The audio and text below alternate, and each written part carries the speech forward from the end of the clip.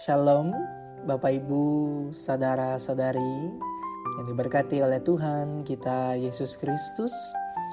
Kembali kita berjumpa dalam program BSJD bersama saya Vikaris Ari Setiawan yang melayani di Cares GKM Hing Manasa.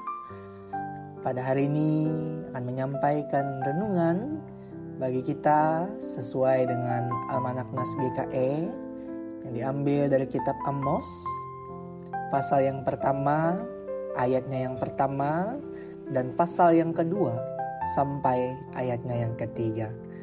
Tetapi dalam hal ini saya hanya membaca satu ayat saja yang menjadi inti dari nas ini, yaitu ayatnya yang kedua yang berbunyi demikian. Ia berkata, Tuhan mengaum dari Sion dan dari Yerusalem ia memperdengarkan suaranya. Keringlah padang-padang penggembalaan dan layulah puncak Karmel. Bapak Ibu yang diberkati oleh Tuhan, Nabi Amos adalah salah satu nabi yang memiliki tugas untuk menyampaikan perintah Allah. Tidak hanya itu, Nabi Amos juga dikaruniai suatu penglihatan untuk melihat apa yang akan terjadi di masa yang akan datang. Alih-alih ia menyampaikan kabar baik, Nabi Amos justru diperintahkan Allah untuk menyampaikan hukuman yang akan terjadi akibat kesalahan dan dosa yang dilakukan oleh bangsa non-Yahudi maupun Yehuda dan bahkan Israel.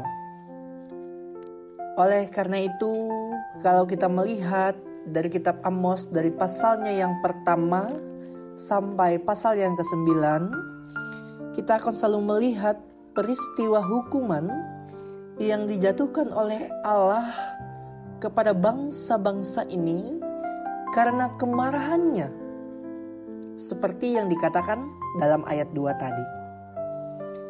Secara khusus dalam pasal ini, Amos berbicara tentang penghakiman yang terjadi kepada bangsa non-Yahudi karena mereka melakukan dosa, dan Allah itu tidak pandang bulu untuk menghukum setiap orang yang sengaja melakukan dosa.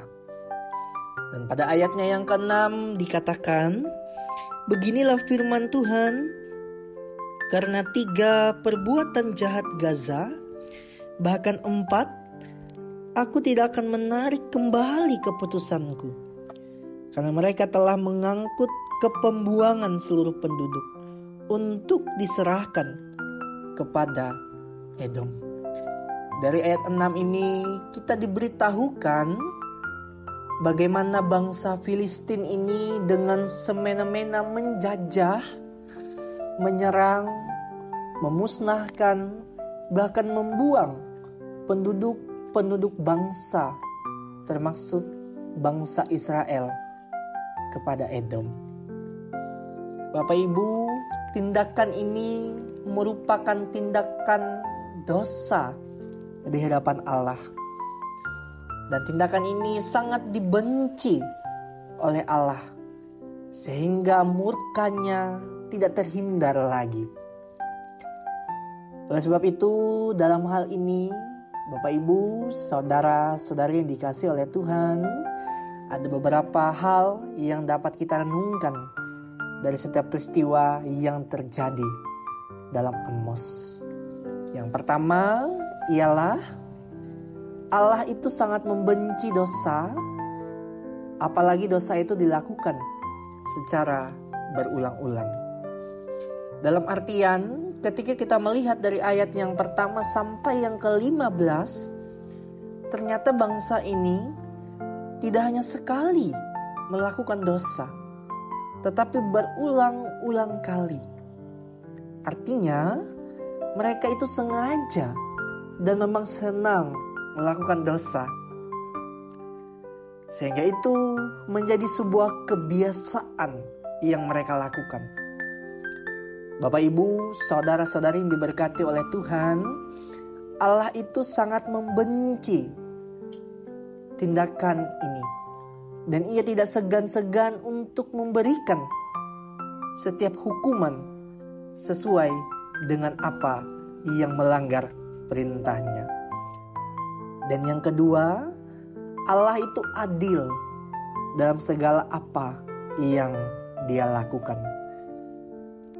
Dalam hal ini ternyata Allah ini ingin menunjukkan bahwa Ia adalah Allah yang adil, yang tidak hanya peduli ke bangsa pilihannya, tetapi juga peduli ke bangsa yang lain. Dan yang ketiga, kita harus memberi pertanggungjawaban kepada Allah atas apapun yang kita perbuat. Bapak, Ibu, saudara-saudari yang diberkati oleh Tuhan, hari-hari ini kita memiliki tugas dan tanggung jawab untuk hidup benar di hadapan Allah. Dengan segala tantangan yang ada sekarang dan dunia yang menawarkan segala kenyamanan. Tetapi kita harus ingat, ketika kita menjadi orang percaya, kita itu harus hidup sesuai dengan apa yang menjadi kehendak Tuhan. Dan kita hidup itu harus benar di hadapan Allah. Oleh sebab itu, Bapak, Ibu, saudara-saudari yang diberkati oleh Tuhan, inilah firman Tuhan untuk kita sebagai pengingat bagi kita saat ini dalam kita menjalani hari-hari kehidupan kita, supaya kita hidup untuk terus mengandalkan Tuhan dan hidup benar di hadapan Allah. Inilah firman Tuhan bagi kita. Tuhan Yesus memberkati kita dan memberkati firman-Nya. Amin. Kita bersatu hati dalam doa, kita berdoa. Kami begitu mengucap syukur ya Tuhan, karena kebaikan dan kemurahan Tuhan begitu luar biasa dalam kehidupan kami. Bahkan setiap hari Tuhan terus memberikan kami kesehatan, kekuatan, serta napas kehidupan.